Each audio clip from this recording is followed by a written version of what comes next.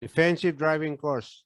We got lots of issues we're gonna be talking about regarding defensive driving, in terms of drivers' behaviors, drivers' issues, human errors, road conditions, weather conditions, among other things. And all these rules of the road will be that we're gonna be discussing is about Road Transport Industry Training Board standards. And this is what we call RTITB in short. Defensive driving course is about developing safe driving habits, attitudes. As the drivers, gain experience, they develop this adverse driving habits or even adverse driving attitudes. Improving the way you see the road and improving the way you respond to hazards. Taking control over your actions behind the wheel. What would be your action when you recognize the hazards? In order for you to evade or to avoid crashes with other cars or other objects on the road. Learning to recognize hazards. There are so many hazards on the road hazards, weather hazards, and even other motorist hazards. Avoid crashes and violations, thereby avoiding issuance of citation tickets and road rage issues on the road is still prevalent on the road nowadays. Defensive driving involves making effective safety and legal choices, creating safe, stress, and free driving conditions, getting to place without ticket or crash, practical courtesy, common sense, cooperation, understanding the hazards of conditions. As I said, there would be road conditions or bad weather conditions and other conditions. Also the vehicle conditions and even the physical conditions of the driver and behaviors around you. So our defensive driving agenda we'll be talking about statistics like road transport accident or RTA. 3 E's for pillars of traffic. Okay. The 3 E's like the engineering, education, enforcement, things like that. Factors contributing to accident. What are those factors? DDC formula. What is DDC?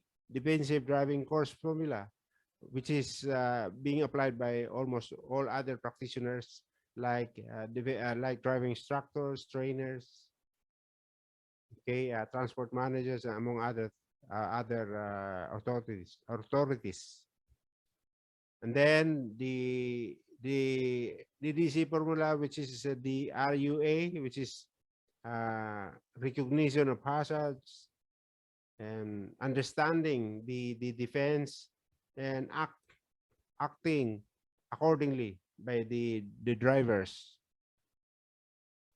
Then we'll also be talking about aggressive driving, why drivers have become aggressive on the road, why some drivers are not practicing defensive driving, not practicing courtesy on the road, and become so aggressive in the road.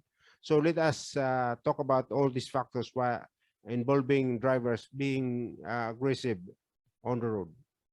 Adverse driving conditions.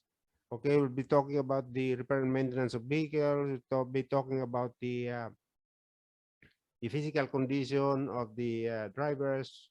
Why are they still driving even with having adverse physical condition, the running condition or operating condition of the vehicles, especially those heavy truck or CDL or heavy truck vehicles or articulated vehicles like tractors and trailers. They should be, because of their weight, because they are so heavy, they are so big, huge, and they occupy more space on the highway, on the road. They have to be more, they have to be more in terms of condition. They have to be more in condition, so that we avoid accident. As most of the fatal accidents are involving crashes with the light vehicles or the cars with the heavy vehicles. Speeding, we'll be talking about speeding. Why our drivers are not following the regulations, the rules of the road? Why are they still speeding despite the warning, despite the you know uh, the signals, the regulatory signals, the mandatory signals? Despite all those, still the drivers are speeding. What are the factors that make them speed all the time? And we'll be talking about the driver reaction. This is also related to speeding, stopping distance. What is stopping distance? Then be talking about elements of defensive driving. What are those elements of defensive driving? Right of way.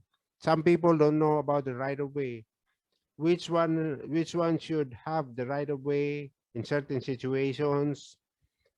Which driver has to yield to other drivers in in certain situations? We'll be talking more about that later.